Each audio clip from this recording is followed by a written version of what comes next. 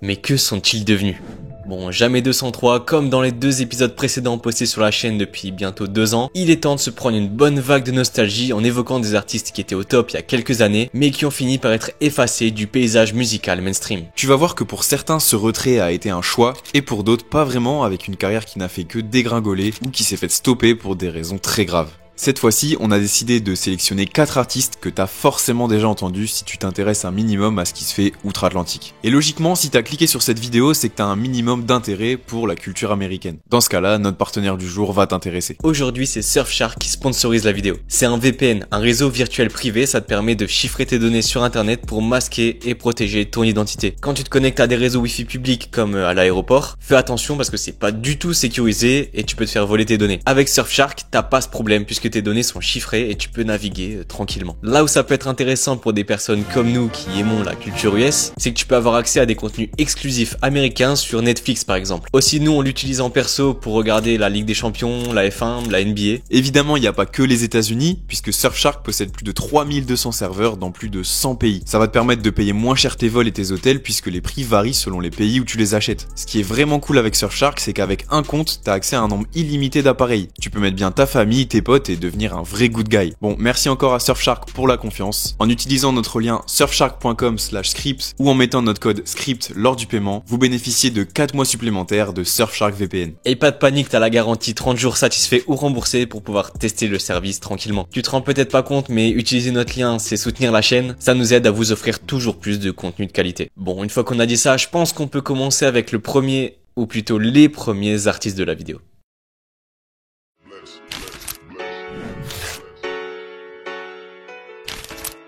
Bon, on pouvait pas commencer cette vidéo sans s'intéresser à la disparition d'un duo iconique qui a marqué l'année 2017. C'est simple, t'as pas pu passer à côté du hit que ces deux frères au style iconique ont sorti cette année-là.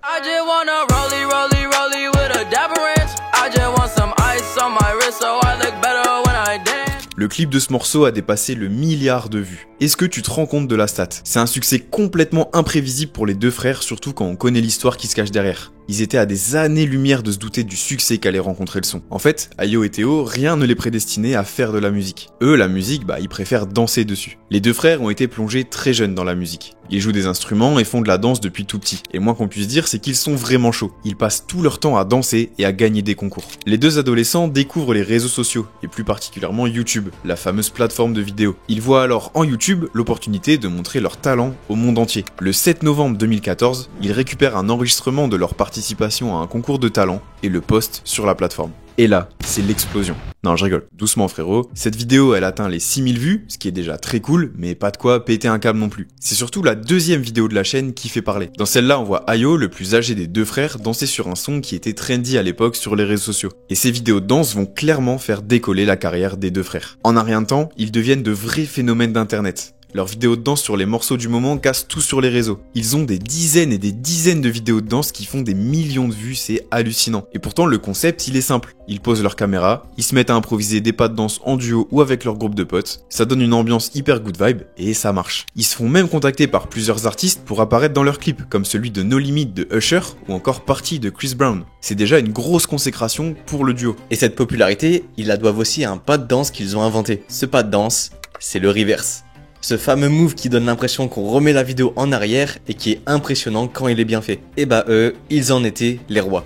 D'ailleurs, ils ont même créé leur propre chanson appelée In Reverse, sur laquelle ils dansent, et ça fait 47 millions de vues. Et là, ça a dû leur donner une idée. Les deux frères se sont dit, frérot, quand on crée nos propres musiques et qu'on danse dessus, ça explose. Donc il faut continuer. Un jour, ils se rendent dans un centre commercial et tombent nez à nez face à des Rolex flambant neuves. Ils tombent amoureux des montres et se disent qu'un jour, ils l'auront autour du poignet. De retour chez eux, ils se mettent à enregistrer un son comme ça, juste pour rigoler. Et évidemment, dans le morceau, ils évoquent les Rolex qu'ils ont vus quelques heures plus tôt dans le centre commercial. C'est le 26 mai 2017 que le clip officiel apparaît sur YouTube. Et c'est un buzz instantané. Les deux frères se font contacter par tous les labels, prennent l'avion pour faire des rendez-vous aux 4 coins du pays. Ils signent alors un deal avec Columbia Records.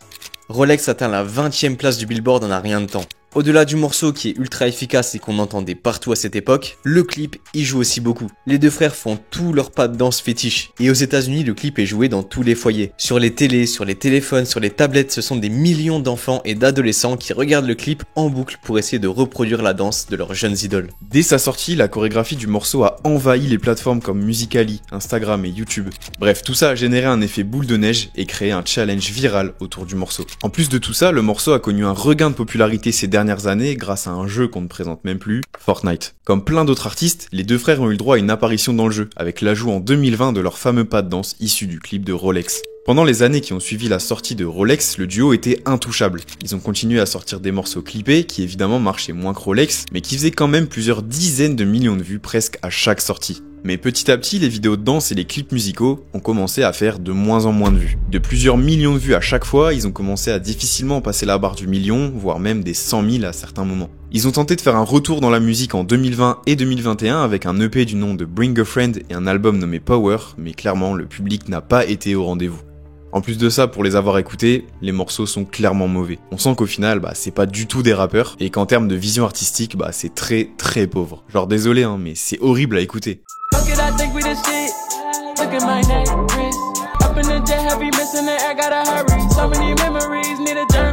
Mais du coup, ils en sont où aujourd'hui ? En regardant un peu, on voit qu'ils continuent à poster du contenu mais que le public n'est plus au rendez-vous. Ils sortent des vlogs, des vidéos de danse, des vidéos de beatmaking aussi parfois. Pour ce qui est de la musique, ils en sortent aussi encore un petit peu. Par exemple, il y a 7 mois, ils ont sorti un album exclusivement sur YouTube. Et le morceau le plus streamé est à 7000 écoutes. Le seul contenu qui marche encore un peu, c'est les danses, mais on va pas se mentir que c'est grâce à la viralité des morceaux que ça continue à faire un peu de vues de temps en temps.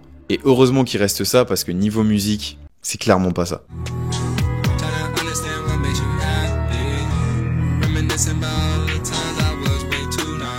Mais alors comment expliquer cette descente aux enfers de Ayo et Théo ? Déjà, il faut pas oublier qu'au moment du succès de Rolex en 2017, Ayo et Théo étaient très jeunes, et leur public aussi. Leur musique parlait aux ados et aux pré-ados avec des refrains accrocheurs et des danses virales. Mais le temps a passé, et eux comme leur audience ont grandi. Et de leur côté, Ayo et Théo ont aussi mûri. Leur dernier son, bien qu'il soit vraiment pas ouf, ils abordent quand même des thèmes plus personnels et prennent des virages moins grand public. Et ça les éloigne beaucoup de la vibe ultra accessible qui faisait leur force il y a quelques années. D'après certaines sources, Ayo et Théo auraient aussi connu des tensions avec leur maison de disques Columbia. Un label peut freiner une carrière s'il n'y croit plus ou s'il y a des désaccords qui limitent les sorties. Beaucoup d'artistes dans leur cas se retrouvent souvent bloqués avec des projets qui dorment ou un manque de soutien marketing. Sans cette machine derrière, c'est compliqué de rester dans la lumière. Donc finalement, la descente d'Ayo et Théo, elle s'explique assez simplement. Après Rolex, le duo a pas réussi à capitaliser sur le buzz, du moins pas assez longtemps. Musicalement, faut dire ce qui est, les sons qu'ils ont sortis après manquent d'impact. Y a plus vraiment de direction. On sent qu'ils se cherchent, mais ils retrouvent pas ce truc unique qui les avait fait exploser. En plus de ça, les instrus sont plus du tout au goût du jour, donc c'est plutôt plat. Leur délire masqué et dansant, c'était trop associé à une certaine époque. Et maintenant que les codes ont changé, leur formule fait un peu has-been. Regarde là, il y a 2 semaines, ils ont refait une vidéo de danse sur Like Wheezy de Carti, et le frérot il est encore masqué, il fait les mêmes pas de danse qu'en 2017 quoi. En vrai, c'est pas qu'ils ont tout perdu, c'est juste que l'époque qui les a fait briller,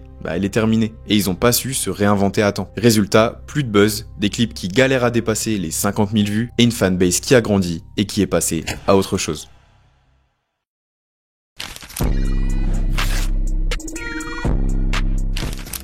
Dans les 2 épisodes précédents, on a pas mal évoqué le cas de rappeurs de la génération SoundCloud. De Lil Pump à Lil Mosey, en passant par Lil Xan ou Lil Skies, beaucoup ont tout perdu. Et Smokepurpp, lui aussi a tout perdu, mais en plus de ça, il est devenu un mème sur internet et un bel arnaqueur. Bon. Comment tout ça est-il arrivé ? Si on revient au tout début de sa carrière, ça avait pourtant bien commencé. Il s'est mis à la musique au lycée en faisant des instrus, il avait 0 succès, personne ne les achetait, donc il a décidé de lui-même poser dessus. Voilà, on n'est jamais mieux servi que par soi-même. Et sa carrière débute en 2015, et l'un des premiers morceaux est Live Off a Lick. Dessus, il invite un jeune rappeur de sa ville, Miami, et c'est XXXTentacion. Dans la même période, il rencontre Lil Pump, et c'est Purpp qui va le pousser à rapper. Est-ce qu'on doit le remercier ? Bref, ils se poussent l'un l'autre, ils font beaucoup de feats et Lil Pump explose, entraînant avec lui Smokepurpp. Les deux font un rap très critiqué, qu'ils qualifient eux-mêmes d'ignorant, donc en gros de débile. Mais ce rap débile lui permet de signer avec Alamo Records en 2017 et de sortir son plus gros single en mai sur la chaîne World Star Hip Hop, Audi.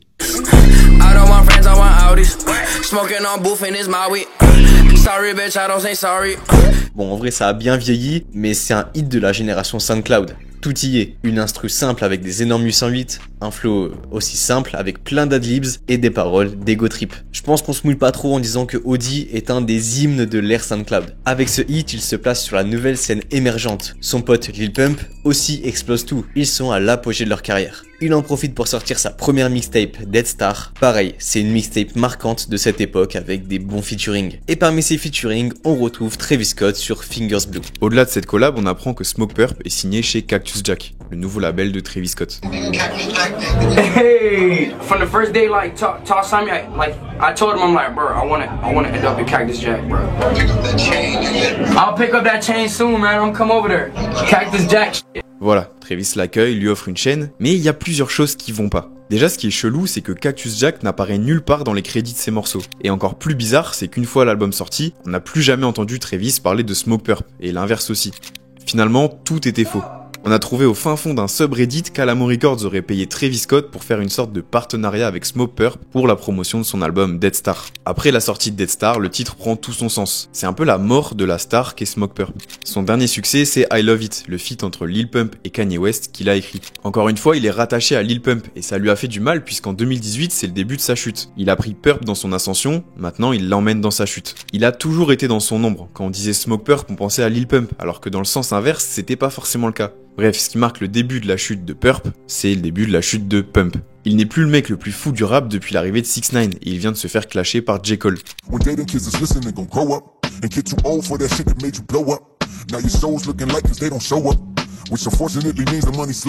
Dans ce morceau, Cole parle de Pump mais aussi de Smokepurpp et de tous les autres rappeurs ignorants. J. Cole n'est pas le seul à avoir critiqué cette génération puisque le rappeur Russ a aussi dénoncé les rappeurs qui glorifient les drogues sur les réseaux. Smokepurpp s'en est alors pris à lui poliment. Ferme ta t'es une Et il s'est pas arrêté là puisqu'il a mis la photo de la sœur de Russ en photo de profil. Bon, voilà, il a fait le fou, mais il a oublié que la vie réelle, elle existe. Il s'est fait attraper par l'équipe de Russ en backstage d'un festival, le tout avec une vidéo à l'appui. Ça, c'est sa première honte sur les réseaux. Il a commencé sa carrière de clown. Et il faut pas attendre longtemps pour voir la deuxième. En avril 2019, il est invité chez Tim Westwood et a fait un freestyle. À la même période et au même endroit, Juice WRLD avait fait ses 1 heure de freestyle devenu légendaire. Là aussi, Smokepurpp a offert une performance légendaire, mais pas de la façon dont il voulait, je pense.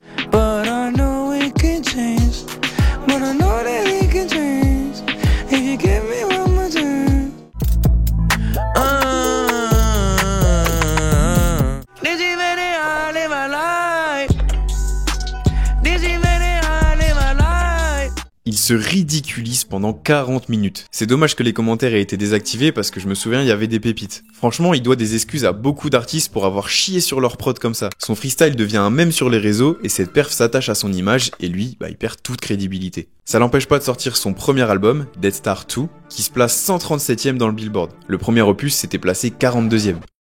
C'est terminé là. Ah non, puisqu'un an plus tard, il sort son deuxième album, Florida Jeet. Et là, c'est officiellement fini pour lui, avec 5000 ventes en première semaine et un non-classement au Billboard. Ah non, c'est toujours pas fini, puisqu'en 2021, il sort la tape Psycho, et aucun chiffre n'est communiqué. On a vu 800 ventes sur un vieux post Reddit, et l'info nous plaît, donc elle est vraie. Bon, tu peux te dire qu'on hate trop sur lui, le pauvre, etc. Mais là, tu vas comprendre qu'il mérite légèrement ce downfall. En 2022, Smokepurpp réapparaît sur les réseaux en créant du buzz. Encore une fois, c'est pas pour ses talents de rappeur, mais plutôt ses talents de clown. Ce sont des vidéos de lui performant devant une foule de 10 personnes qui tournent sur les réseaux. En vrai, on peut se dire qu'il est sympa de venir même s'il y a personne. C'est vrai. Sauf que la même scène se passe quelques jours plus tard à Boston. Il y a une vingtaine de personnes qui attendent son arrivée sur scène. Sauf que eux, ils auront pas la même chance que l'autre coup, puisqu'il ne va tout simplement pas venir. Je pense qu'il voulait certainement pas d'autres images de lui performant devant Dipello. En 2022, Smokepurpp a l'image d'un rappeur qui ne sait pas rapper et qui a tellement flop qu'il joue devant l'équivalent d'une équipe de foot. Et sa réputation n'a pas fini d'évoluer puisqu'il va ajouter une nouvelle casquette, c'est celle d'arnaqueur. Comme on le voit sur son Spotify, il apparaît souvent en feat avec des petits artistes. Et ceux que tu vois là, ils ont eu beaucoup de chance, puisqu'il les a autorisés à publier les morceaux, ce qui n'est pas le cas de tous. Ce qu'il faisait, et ce qu'il fait peut-être encore aujourd'hui, c'est qu'il demandait entre 500 et 1000 $ pour un couplet. Donc après avoir payé et finalisé leurs morceaux, les petits artistes lui demandaient la permission de pouvoir publier sur les plateformes. Et c'est là qu'il met sa casquette d'arnaqueur, et qui dit que les 500 $ c'était juste pour le couplet, et pour pouvoir publier, il faut donner pas moins de 10 000 $. Pour accentuer son côté scammer, il a aussi créé une crypto-monnaie. C'était en 2024 et c'était le dollar perp. Voilà, il promettait des avantages exclusifs à tous ceux qui le possédaient, que ce soit des avantages lors des festivals, pour les concerts, pour avoir de la musique et des exclus. Bon, résultat, il n'a tenu aucune promesse. Le projet a duré quelques semaines et avec ça, il a empoché pas moins de 100 000 $. La première question qui nous est venue, c'est comment il a fait pour récolter 100 000 $ de fans alors que ses concerts, ils sont 10 quoi. Bref, aujourd'hui Smokepurp c'est 3,5 millions d'abonnés sur Insta, un seul post à 43 000 likes, un compte Twitter à 200 abonnés, 800 000 auditeurs par mois sur Spotify, là où Lil Pump est encore à 5 millions. Peut-il revenir au top? Non. Est-ce qu'on lui souhaite? Pas vraiment. Et est-ce un bon gros scammer? Oui.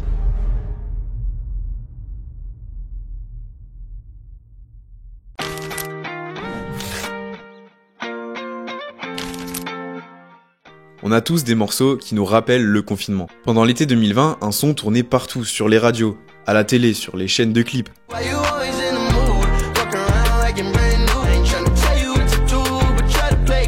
Ce mec qui t'a mis cette mélo en tête pendant plusieurs mois, c'est 24kGoldn. Un rappeur né en 2000 et qui a commencé la musique en 2017, à 16 ans. Comme ça.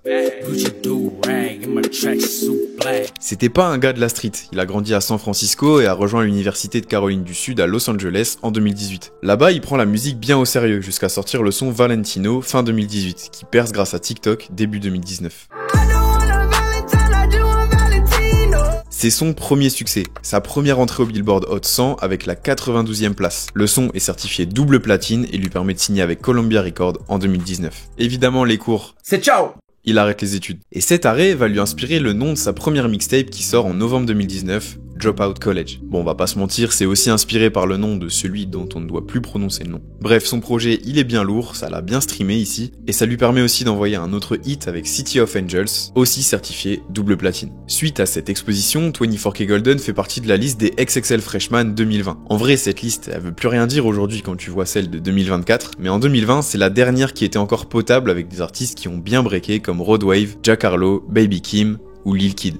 24kGoldn est un peu à part dans son air parce que c'est pas un mec qui fait de la trap, il fait pas non plus de l'emo rap, c'est orienté pop mais ça reste encore dans le rap. Et cette partie pop justement va lui permettre d'obtenir l'un des plus gros hits de l'année. Pendant le confinement, il est chez Yann Dior, il joue à Call of Duty et 24kGoldn commence à fredonner l'air de Mood. Il n'était pas K2 puisqu'il jouait aussi avec le jeune producteur Homer Fedi, l'homme qui sera quelques mois plus tard derrière le succès de Stay de The Kid Laroi ou Montero de Lil Nas X. Il arrête 24kGoldn et lui dit d'aller tout de suite enregistrer ce qu'il fredonne. Eux, ils savent qu'ils ont un hit, mais le label, il est pas convaincu. Donc il y a pas une énorme promo pour la sortie du son. Ce qu'il fait, c'est qu'il va voir les influenceurs connus de TikTok et il fait des posts avec eux, avec le morceau. C'était le moment parfait pour faire ça puisque 2020, c'est l'émergence de la plateforme avec le Covid et faut croire qu'il a eu du flair puisque Mood se propage jusqu'à devenir un hit international. Mood se place numéro 1 du Billboard 8 semaines de suite, est certifié 7 fois platine, 2 milliards de streams sur Spotify. Il a droit à son remix avec Justin Bieber et J Balvin. 24kGoldn est propulsé dans l'industrie, dans une période bien chelou parce que c'est encore le confinement, il n'y a pas de concerts, etc. C'est peut-être le pire moment pour percer comme ça. Il n'a que 20 ans, devient une superstar, mais uniquement sur les réseaux sociaux, puisqu'il ne peut pas rencontrer son public. Ce morceau est un cadeau empoisonné. Il est traité d'Industry Plant, ça lui dit One Hit Wonder, alors qu'il a 2 autres morceaux certifiés platine. Avoir un aussi gros succès dès le début d'une carrière, c'est pas facile pour se construire. Beaucoup l'attendent au tournant, il a la pression sur ses épaules avant de sortir son premier album. Il sort Eldorado le 26 mars 2021. Il a des invités de marque avec DaBaby, Swiley ou Future. Il réalise 23 000 ventes en première semaine avec la 22e place du Billboard. C'est vraiment pas dégueu pour un premier album, nous on avait bien kiffé. C'était un album bien ensoleillé, assez pop mais en gardant des codes hip-hop. Sauf que lui à cette période, il allait pas bien du tout. Et il a même fait savoir sur les réseaux sociaux. J'ai pris cette photo 6 jours avant la sortie de mon album. C'est probablement le plus gros bad que j'ai vécu. En réalité, après Mood, la plupart d'entre vous avaient oublié ce mec, je pense. Et pour ceux qui le suivaient un peu, c'est après 7 albums que vous avez dû lâcher. Et en vrai, c'est totalement normal. Pendant 3 ans, il n'a pas cherché à envoyer plein de morceaux et de projets pour obtenir un nouveau hit. Il s'est effacé de l'industrie. Il a glissé quelques singles par-ci, par-là, mais pas de projet. Il a pris la route opposée à la course au succès. Pendant cette période, il a fait un rebranding musical et même dans son image. Il revient en 2024 avec un nouveau look. Fini ses dreads caractéristiques, il laisse place à l'afro. Il envoie le single Good Intention. À travers ce morceau et le clip, on comprend sa nouvelle démarche. intentions till I started slipping up. As you go through the business and you get more and more success, it's easy to fall into these traps of forgetting why you do what you do. This song is truly about knowing that I started off with good intentions, knowing I fucked it up a little bit in the past, but also knowing that I'm back on track now. And there's only more greatness to come. Après avoir été propulsé dans l'industrie très jeune, avec un hit planétaire, tout est allé trop vite pour lui et il a été victime de son succès. Il a pris le temps qu'il lui fallait pour se reconnecter à son pourquoi. Pourquoi fait-il de la musique? Dans ce morceau, il fait un bilan de cette mauvaise expérience afin de mieux tirer un trait dessus. Cette transition avec son nouveau lui est bien montrée dans le clip, où il brûle ses plaques de certification de ses anciens succès, comme celle de Mood. Pour concrétiser ce changement de cap, il a sorti la mixtape Growing Pains le 15 mars 2024. On voit qu'il fait ce qu'il kiffe sans se soucier du succès, qu'il l'a d'ailleurs trop atteint les années précédentes. Il est plus mature et se concentre sur lui. Et évidemment, après tant d'années sans sortie, il n'a pas eu de succès commercial avec ce nouveau projet. Mais honnêtement, il a l'air bien plus heureux. Même s'il crache un peu sur ses anciens tubes, grâce à eux, on pense qu'il a de quoi vivre toute sa vie sans se faire de soucis. Aujourd'hui, il sort régulièrement des morceaux sur YouTube et SoundCloud pour son public fidèle, avec des styles différents que ce soit pop, hip-hop ou même électro. En gros, aujourd'hui, après avoir goûté à une réussite planétaire trop jeune, 24K Golden n'est plus à la quête du succès. Il fait de la musique pour se faire kiffer.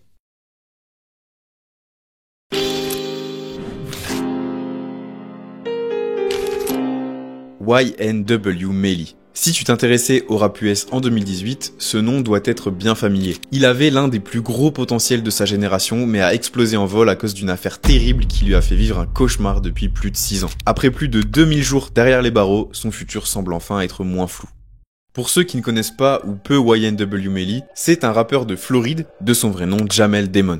Ça s'invente pas. Il a grandi dans la pauvreté et la violence, vraiment. Dis-toi qu'à 9 ans, il trouve un gun dans la maison de son oncle et il en est obsédé. Il le garde tout le temps et l'emmène partout avec lui jusqu'à le prendre à l'école. Il était en CM1. Son doudou, c'était un Glock. Adolescent, il traîne au quartier, s'associe aux Bloods et commence la musique en 2014. Il se surnomme YNW Melly. YNW, c'est pour Young New Wave. Melly, c'est un diminutif de son prénom. YNW, c'est pas que pour lui. C'est son tag de clan avec 3 autres potes. YNW Sack Chaser, YNW Juvie et YNW Bortlen. Ces 3 mecs ont une importance primordiale dans l'histoire de Melly. C'est ses potes depuis la maternelle, depuis toujours. Fin 2015, il est arrêté après avoir tiré sur 3 personnes de son lycée avec une arme semi-automatique. Qu'est-ce que tu peux attendre de plus d'un mec qui se trimballe avec un Glock depuis ses 9 ans? Suite à cet incident, il est condamné à 1 an de prison juvénile. Durant toute l'année 2016, il est enfermé et en profite pour écrire plein de morceaux. Une fois qu'il sort, il enregistre et commence à publier le fruit de son travail. C'est comme ça qu'en mars 2017, YNW Melly sort son plus gros succès, Murder on My Mind.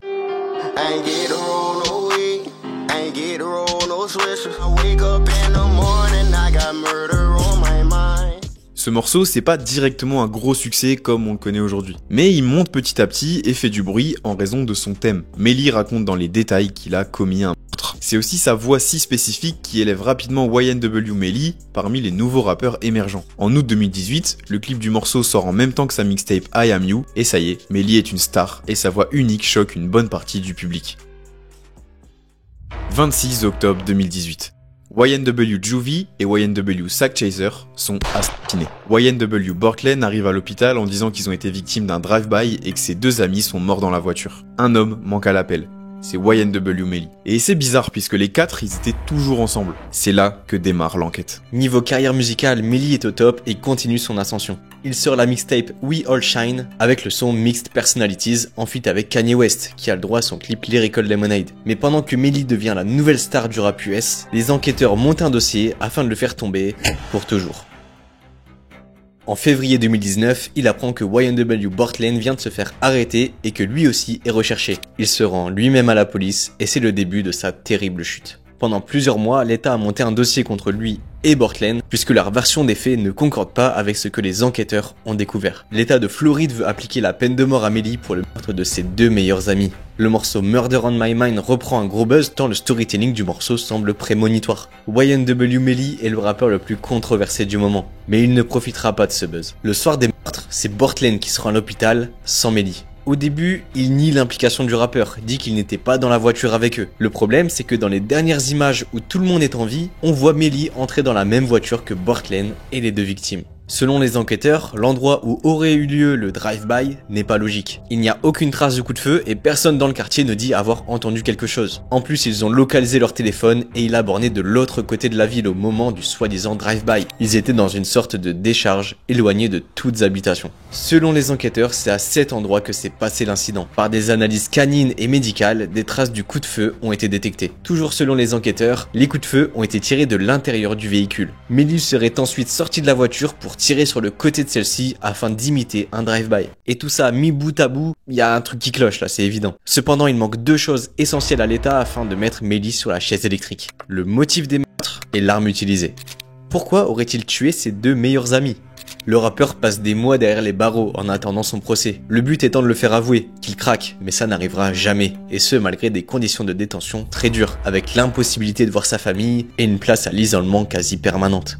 Après 4 ans d'attente en prison, le procès commence en juin 2023. C'est la peine de mort qui est requise par le procureur. Le problème, c'est que depuis 4 ans, il n'y a pas de preuves autres que celles dont on a parlé. Il n'y a toujours pas de motif valable. Le verdict tombe, le jury n'est pas d'accord. C'est une annulation du procès. En Floride, il faut que les jurys soient unanimes pour donner une décision. Le résultat, c'est quoi ? Melly reste en prison et attend un nouveau procès avec un nouveau jury. On t'a passé quelques détails de l'affaire, mais c'est le gros bordel. Selon le clan de Melly, c'est une honte de retenir quelqu'un enfermé aussi longtemps en l'attente d'un procès. Son nouveau procès devait avoir lieu en octobre 2023, mais a été décalé à novembre, puis à janvier, puis à juillet 2024 en raison d'une attente de preuves à inclure au dossier. En juillet 2024, on a appris que Melly sera jugé le 10 septembre 2025, où il sera peut-être libéré.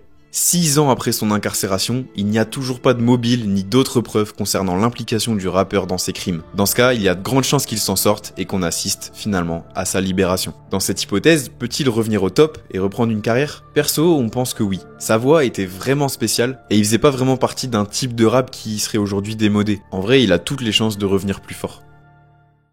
Merci d'avoir regardé cette vidéo, c'est certainement la dernière de ce format. Tu peux t'abonner si c'est toujours pas fait, on vise encore les 100 000 abonnés. Merci à tous ceux qui le feront. Un grand merci à Surfshark d'avoir sponsorisé cette vidéo. Tu peux profiter de 4 mois supplémentaires en utilisant notre lien en description ou avec le code SCRIPT. Et surtout, n'oubliez pas, restez scriptés les refs.